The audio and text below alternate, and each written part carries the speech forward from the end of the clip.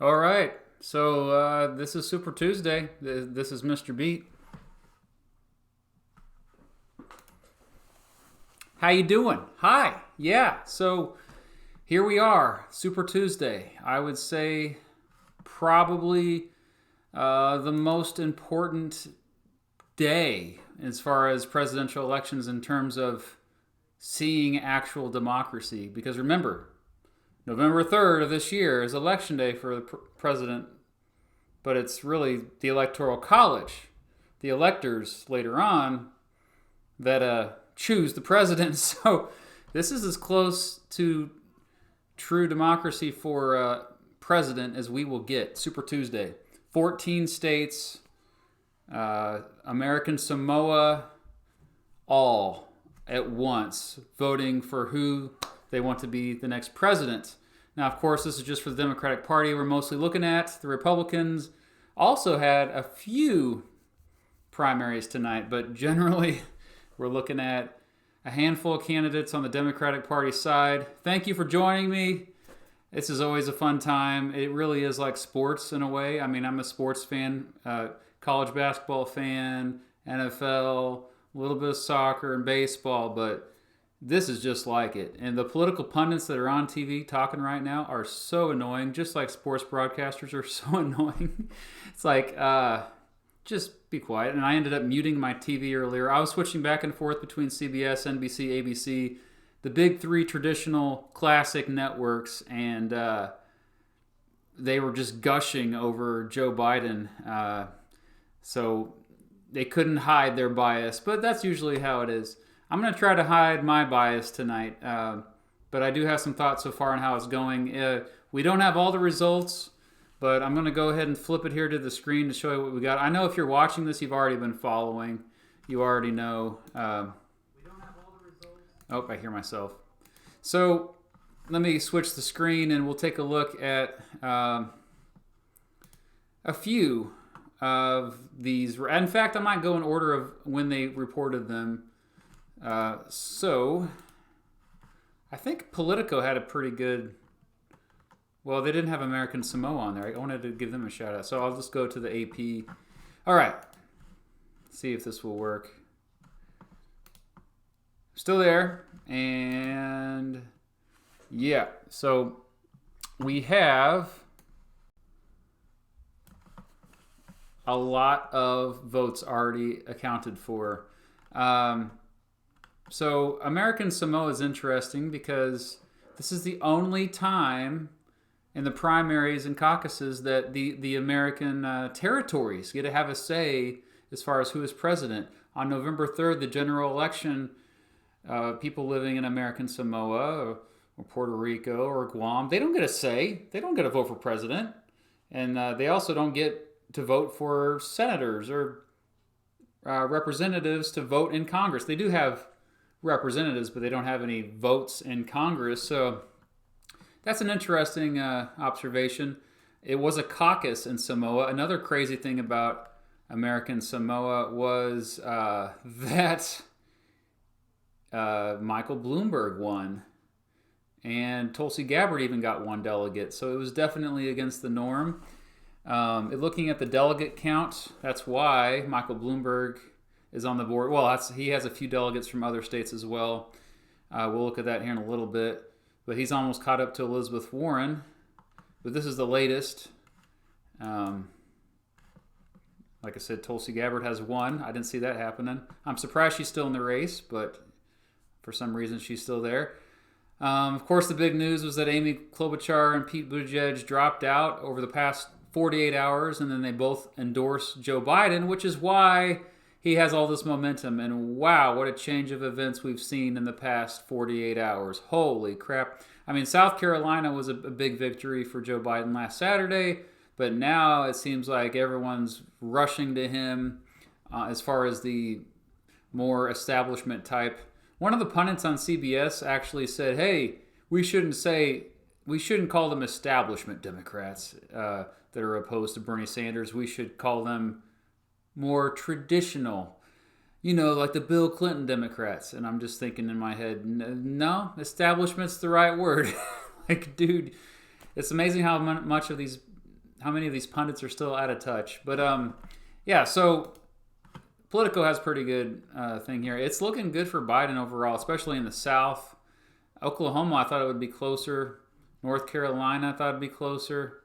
Tennessee, it wouldn't surprise me, but earlier on, Sanders actually had a lot.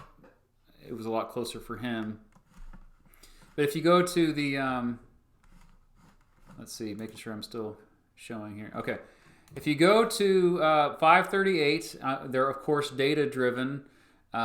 It's interesting to see they had like essentially overnight they once again put Joe Biden as the front runner with a bunch of new polls, and then they did this for every single of the Super Tuesday states. Now we call this Super Tuesday because it's well, I'll get into the history just in a little bit, but 14 states all voting at once, so they've called it Super Tuesday since the 1970s, all the way back to 1976, since this phenomenon has happened where there's actually been an impact.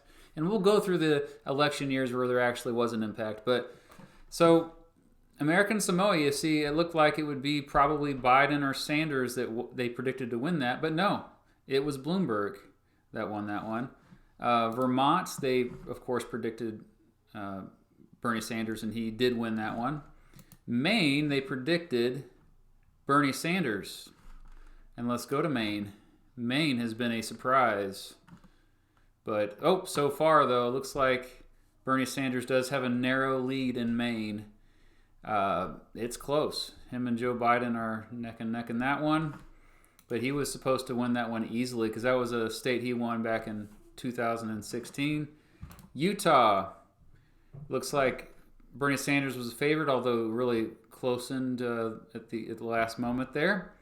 They haven't reported yet. Arkansas was predicted that Biden would win, and Biden is winning. That's about where they predicted. Oklahoma, they predicted it would be Biden overwhelmingly, and it's been a little closer. Let's see here. Oklahoma. Yeah, no. Biden's been pulling away in Oklahoma. 37.4% with 77.4% reporting. Okay. So Alabama was Biden easily. Of course, that's been the case. Alabama. Oh, wow. He just destroyed. That was by far his biggest victory of all states so far. Virginia was a huge one, too. If we'll look at Virginia here, up here. Yeah, Virginia, he was predicted to destroy Bernie Sanders as well. Now, Tennessee was a little different, a little closer, but still, Biden was expected to win. And going back to the results, Tennessee, yep, he's declared the winner, 37.3% versus 24.3% to Sanders.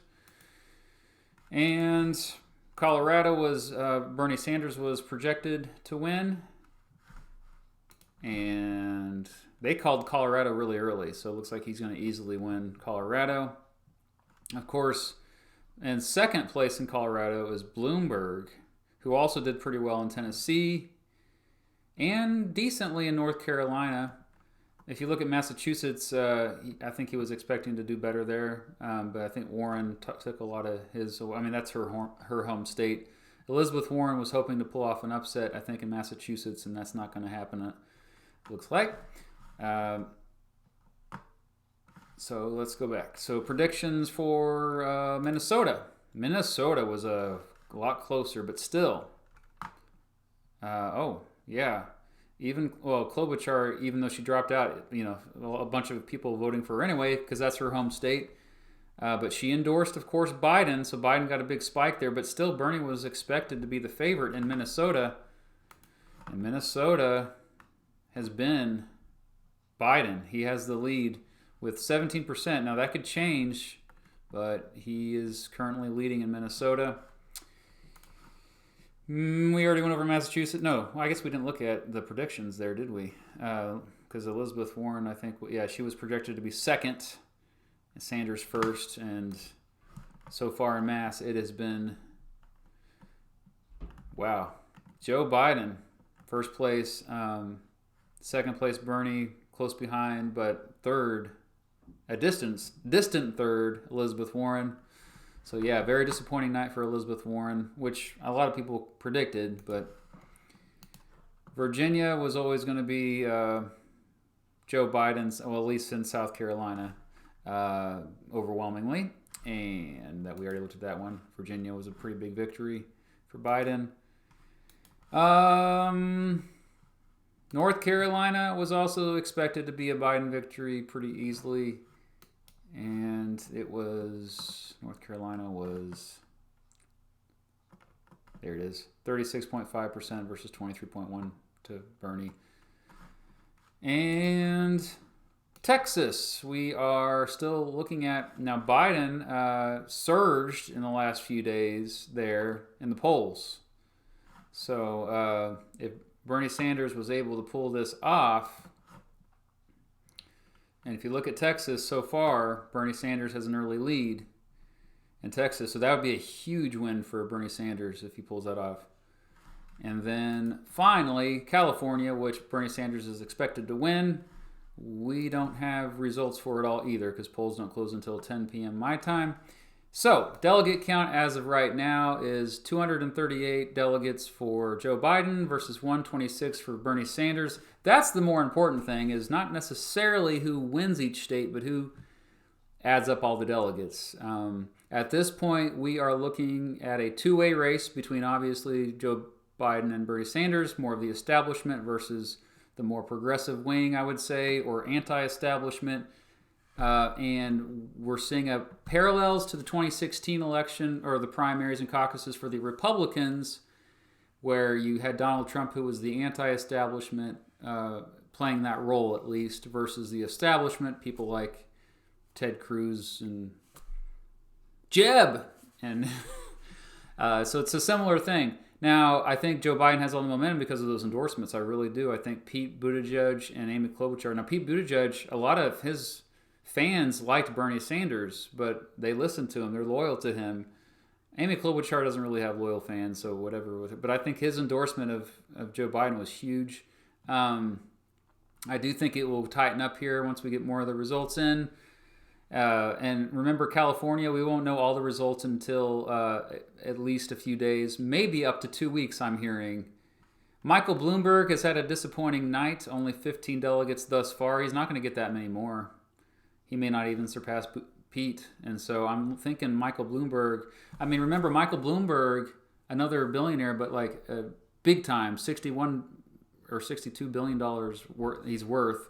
Spending over $500 million of his own money for his campaign on commercials, radio, TV, internet, memes even. Imagine if he actually spent that money on something useful like education, or, I don't know, how about research for vaccines for the coronavirus, or more testing kits for the coronavirus, or masks, for crying out loud. But no, he dishes out $500 million more than that on his own campaign. It's the largest, by far, self-funded presidential campaign in American history. So I guess I'll have to say that in my 2020 video when I make that next year. But yeah, it's not looking good for Michael Bloomberg. Like I said, not looking good for Elizabeth Warren. A lot of people want Elizabeth Warren to drop out after tonight and join forces with Bernie Sanders, since she's more aligned with him than Joe Biden. So we'll see if she does that. I think that's going to be a huge boost for Bernie Sanders. And then, of course, there's still Tulsi Gabbard, who definitely aligns more with Bernie Sanders than Joe Biden by far. She was one of the first to endorse him back in 2016. So I assume Tulsi Gabbard will eventually go with Bernie Sanders as well. We're going to see a two-person race until July. And in July, we'll likely have a brokered convention at this point.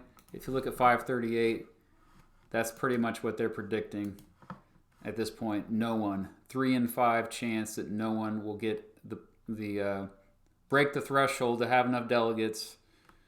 Biden at this point still has a better chance. He's at 31%, but I think after California and Texas, that's going to change. It's going to go down for him. It'll even up a little bit.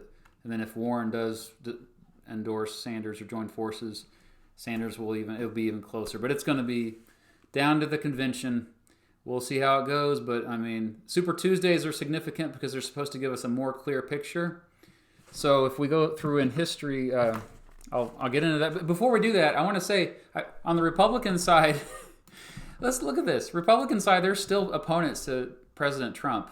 Bill Weld has one delegate, and he refuses to drop out even after Super Tuesday, he said. So that hasn't happened in a long time, where an incumbent, a sitting president, like his own political party, turns against him. So, but yeah, Democratic Party is getting all the attention for obvious reasons. And I haven't checked the comments yet. I'll check here in a little bit. But first, just a little history for you young folks.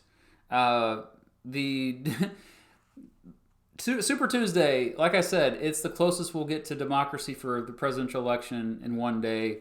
And the territories get to participate. It's the greatest. We call it Super Tuesday because that's always the greatest number of primaries and caucuses on one day. And this began going back to 1972, where, remember, before 1972, I mean, it was the elite of the parties that ultimately decided who's going to be the nominee. They met secretly. People didn't know who's going to be. They might listen to the public a little bit because the first primaries go all the way back to the progressive era, but still, it wasn't until the 1970s where it became a lot more democratic for people had a say. And it's really sad to me because a lot of people, they don't vote. Half the population will probably not vote on November 3rd in the general election. If they voted today or any primary day in their state, they'd have so much more impact. It tends to be in primaries and caucuses. It tends to be older people that show up. Younger people do not show up as much, and that's a big reason why I think Biden is gonna continue to do well, because older people are with him. Younger people that tend to be with Bernie Sanders. Bernie Sanders is going to have to get the youngins out there, but a lot of the youngins are working all day, so I don't know if they can afford to leave their jobs. Anyway, but yeah, 1970s. We've called it Super Tuesday since 1976. In 1984, that's in particular an interesting year. That's where we had Walter Mondale versus Gary Hart. And Gary Hart had a lot. He was a senator from Colorado, had a lot of momentum. But Walter Mondale was kind of the chosen one that he was with Jimmy Carter, had the more experience. Walter Mondale benefited from Super Tuesday. But that year there were 3 Super Tuesdays. And so it wasn't until the third one that Mondale pretty much got that momentum. And then we really had a few elections where Super Tuesday really didn't affect things too much. 1992, 1996, not a whole lot. And then let's go ahead and I pulled up the Wikipedia. 2000 was interesting because 2000 was John McCain actually had a really good chance to get the nomination for the Republican Party against George W. Bush that year. And after Super Tuesday, he dropped out because he didn't do very well compared to George W. Bush on Super Tuesday. But 2004 was another interesting year. That year we had 7 states on what they called Mini Tuesday. So it wasn't like a crazy Super Tuesday, but and that really kind of propelled John Kerry. But John Kerry won Iowa, so that he already had some momentum. Jumping ahead to 2008, again, 2008 kind of had less impact, but look at that. 24 states held caucuses or primary elections on Super Tuesday in 2008. And that was an exciting year because that was where both political parties just like, oh, who's going to be? Like, what direction is the future of the political party going to be? But, of course, Barack Obama did well that day for the Democrats, and John McCain for the Republicans that year. He made a return 8 years later. And then 2012 wasn't as significant because that was Super Tuesday. By that time, this was the Republican side. Mitt Romney already had a lot of the momentum anyway. 2016, if you remember 4 years ago, there were 2 Super Tuesdays. So you had, this one is the first one, I believe. And then we have the second one. Wait, that was these are for the Republican. Yeah. That's the Democrat for the second one. It was pretty for Bernie Sanders and Hillary Clinton. Hillary Clinton won the Super Tuesday back in 2016, although it was fairly close. It might be fairly similar to today. And it is amazing. Like Hillary Clinton and Joe Biden essentially have the same platform.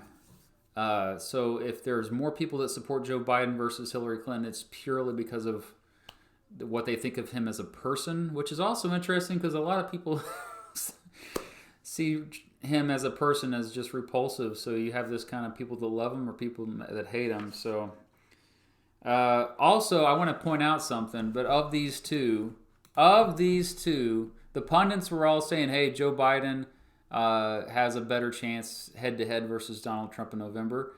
But actually, if you look at all the polls, they're pretty even. Both Joe Biden and Bernie Sanders have about an even shot.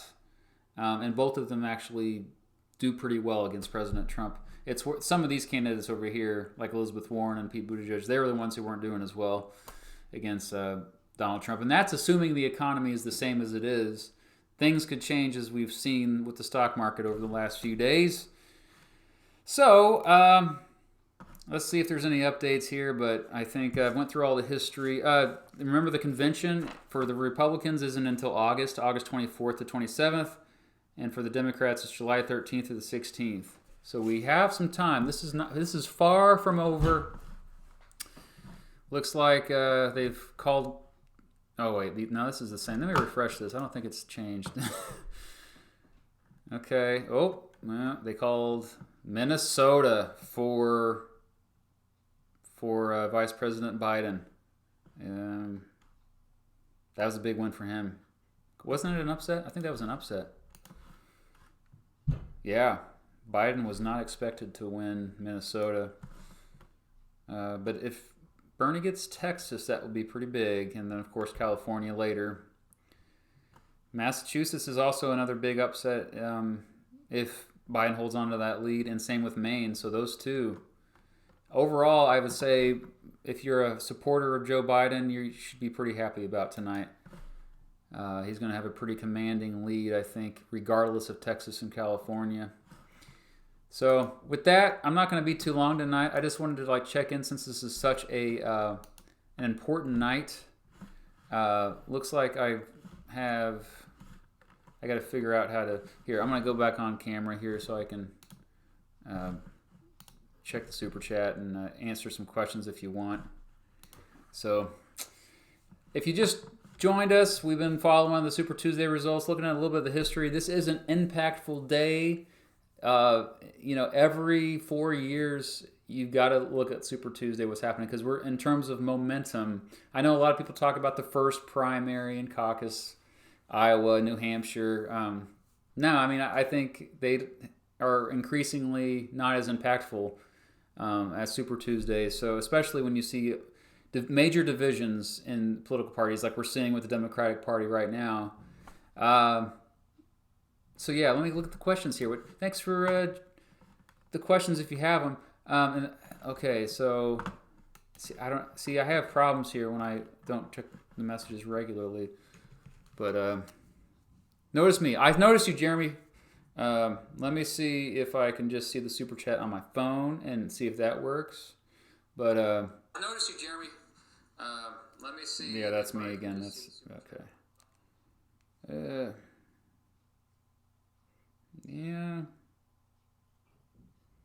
Yeah, it must have disappeared or something. I don't see it anymore. All right. So is Biden going to win now? I think definitely the odds are in his favor, but remember, he's got to get that threshold. The number that he needed for Democratic Party nomination is okay. What is the number? Somebody say in the chat, what's the number that they need? I'm just saying a bunch of random comments. What state am I in? I'm in Kansas, if that's what you're asking. What is the magic number? But I don't know if he's going to get it. Okay, here it is. There's 3,979 delegates up for grabs. And remember, there's super delegates too for this. They can vote. They have a second vote afterwards, and that would probably be in Joe Biden's favor. Okay, so to win outright and avoid a brokered convention in July, a candidate will need to claim at least 1,991 delegates. So again, right now, it's too early. Oh, it said right on the thing of AP thing. Oh, my bad. All right, so, gosh. I wish I knew how to work this thing. But oh, here it is. Okay, super chat. Jordan Park, thanks for the donation. Oswald Spangler. Okay, I don't know. I guess I'll Google it. Okay, he was a German historian and philosopher of history. He is best known for his book, The Decline of the West. Oh boy. Okay, I'll check that out. I never had heard of him. I have a feeling that he's in Germany. I hope he was influenced by Nietzsche. Okay. All right. I'll check him out more later. Okay.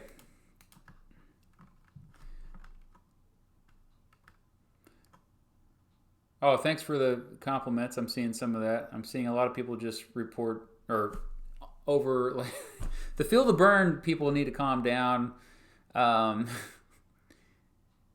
Eliminate super chats. Money is not speech. Well, according to Citizens United, it is, for better or for worse. If you weren't a history teacher, what would you be? I'd be a YouTuber. Seriously. That teaches history on YouTube. I'd be teaching someone.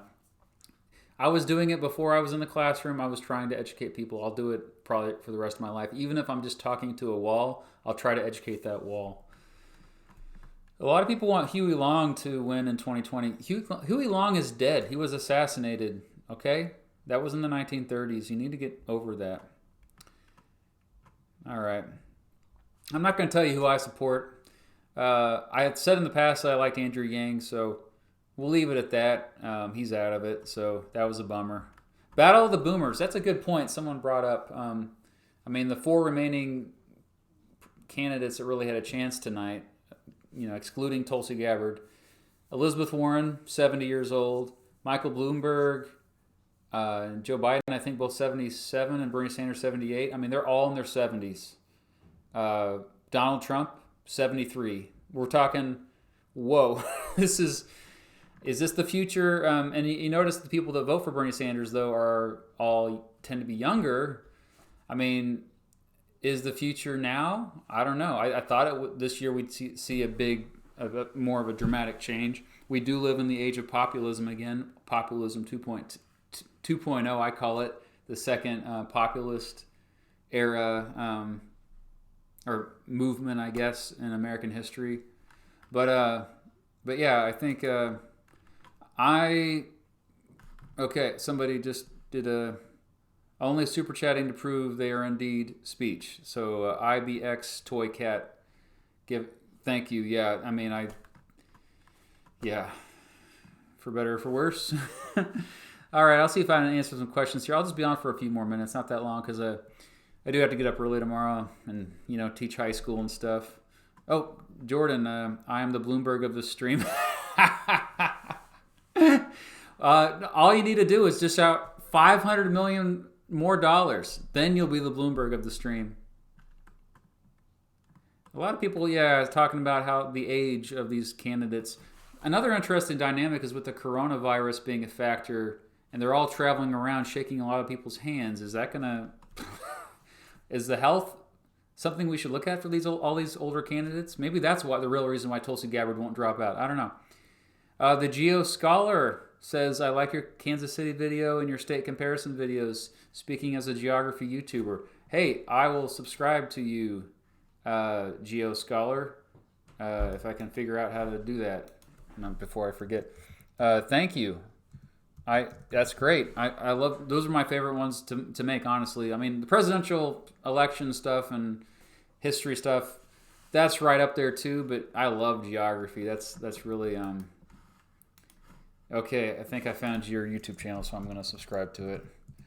Okay, great. He paid me to subscribe to him. No, no, I would have subscribed anyway. Okay, what kind of guitar is behind you? This one is an Ibanez. This is my nicest guitar. It's not plugged in. Inside a tune too, but it's an Ibanez. Oh gosh, what's the specific model? I forgot the model. It's nice. It's heavy. I like it. Blitzo Retro, thank you for the donation. Love the election videos. A lot of people have been watching the election videos this past week. I guess the algorithm gods rewarded me. I made those videos years ago, and so it's good to see them. I'm actually planning on turning it into a podcast, and I'm planning on turning it into a book as well, like adapting it. It's cool to actually go through them chronologically and just to see how it's changed over the years. I mean, presidential elections used to be just a handful of people that really control that. I mean, and then of course the Electoral College is still, I criticize it a lot because in my opinion, it's a remnant of that time. And I think the country has changed now where it's time to revisit that. I get a lot of negative comments about my Electoral College video, by the way. And it's funny, the people that just assume that I've never actually researched it heavily. Like, I teach it for a living. You can have different opinions on stuff that you know well. And I respect people's opinions on that defend the Electoral College. I totally understand where they're coming from, especially the federalism argument always resonates. Okay, Coaster Boy, thanks for the donation. Are you going to do a 2020 election video? Yes, I am.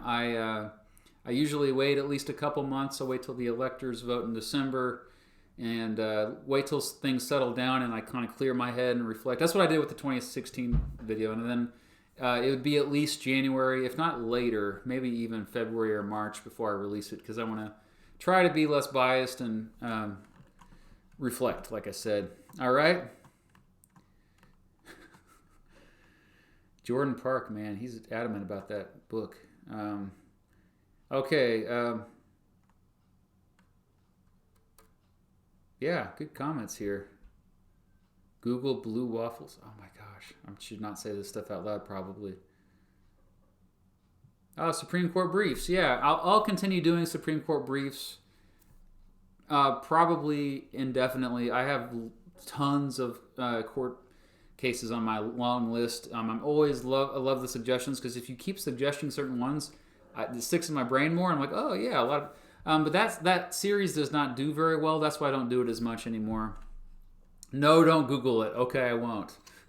What classes do I teach? Spoopy361 says, I teach AP U.S. History, government, U.S. government, not Russian government, and economics.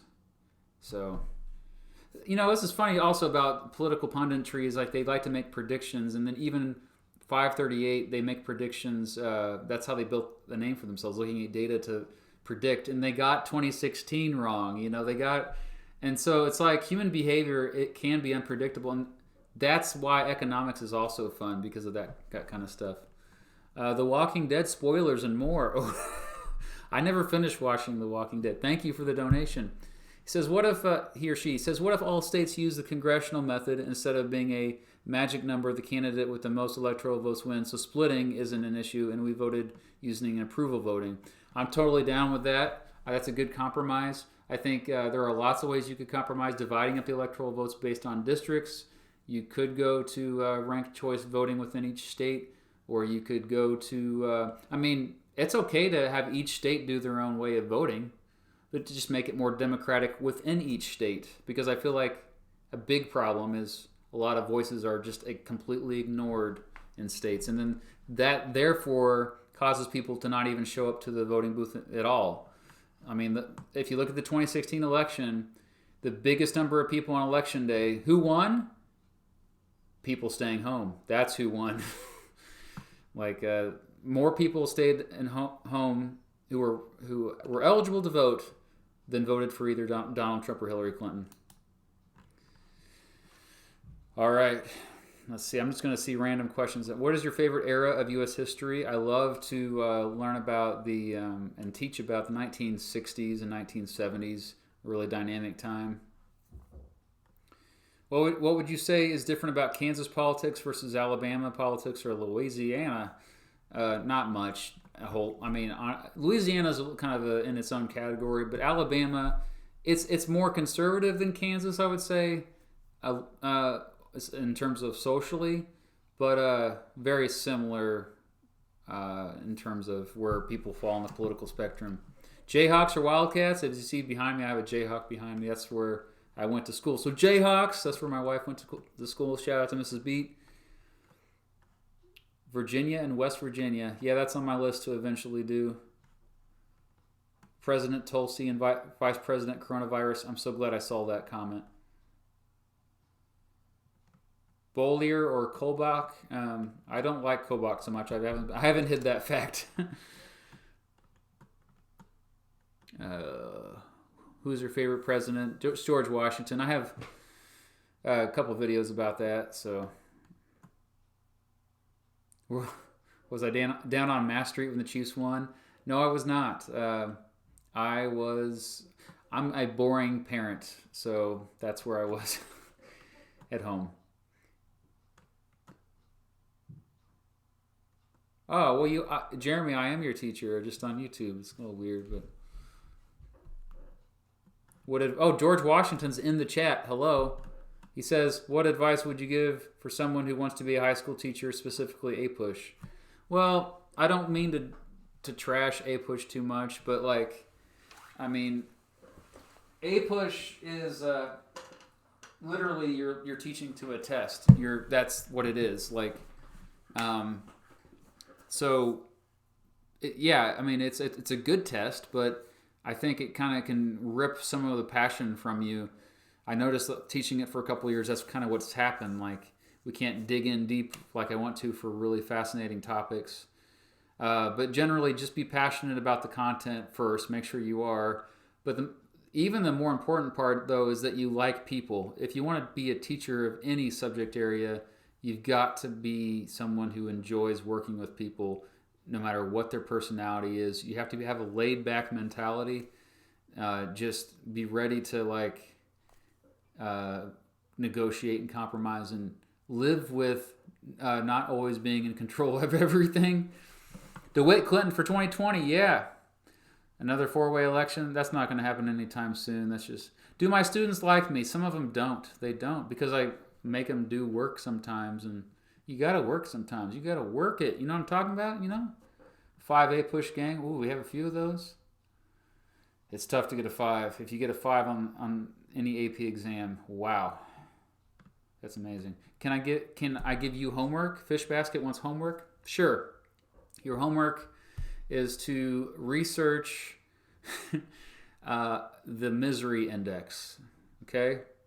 That will tell you who will be the next president. The misery index. Okay. Do I support decriminalizing all drugs? Pete Buttigieg does. So does Bernie Sanders. Yeah, I do. I think we should look at Portugal. But don't do drugs, kids. Drugs are horrible for you. Are you ready for Jeb Gabbard? Yes, I am. Okay, this is useful charts. Good, you're saving the chat because it's getting out of control. Grow my beard back. Maybe no shave November again. I'll bring it back. My face breaks out. I get acne still. I get adult acne. Yeah, it's a thing, and it gets worse when I have hair because my hair it gets sweaty, and this is getting nasty. What's your favorite type of music? Indie music. My favorite band of all time probably is Radiohead, I would say. So if that tells you anything. Jimmy Carter was the first president born in a hospital. That's right. Good fact there. So, Chris really wants everyone to know that Joe Biden hates weed. Yeah. Do I still reply to most comments? Only within the first day of the video being posted. I just don't have the time to catch all the comments. So I'm sorry if I don't ever catch your comments. I try. I love reading the comments. I know it can be a dumpster fire. I get it. But we're all humans. We're all going through this together, okay? So just try to make progress in your life, Try to be a better person. All right. Walter wants Trump 2020. Jeb Bush 2020, though, Mark says. Thoughts on Steyer? I think Steyer is going to end up probably endorsing Bernie Sanders. That's my prediction. probably this week. Not that a whole lot of people would listen to him. That guy didn't have much charisma at all. Advice for A-Push, do the readings, please. If the teacher tells you to do the readings, read every page, take thorough notes on each page. I mean, the videos should come after for better understanding. The videos should not replace the readings. That's how I truly learn. Most of what I learn is reading. And videos I make just to demonstrate. But I mean, that is a deep understanding. If you just want like a little understanding, like a brief overview, yeah, watch all of my videos. It's kind of weird for me to trash videos, being a YouTuber. Beat Gang 2024. You need to get a new slogan.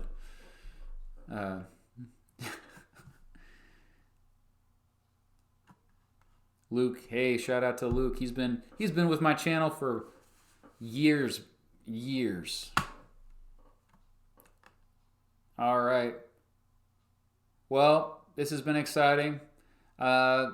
So may the best candidate win, and I might check in about the presidential election in the summer at some point, but this has been great. I'm going to actually... I'm not running for president. Thanks for joining me tonight. I know this was a short chat. And Friday, I have a video about Paul Revere and how Paul Revere was overrated. It's a collaboration with Mr. Betts, who is releasing a video at the same time about the Pilgrims. So join us Friday morning, bright and early. Until next time, it's always a pleasure. And yeah, that's all I got. Cheers.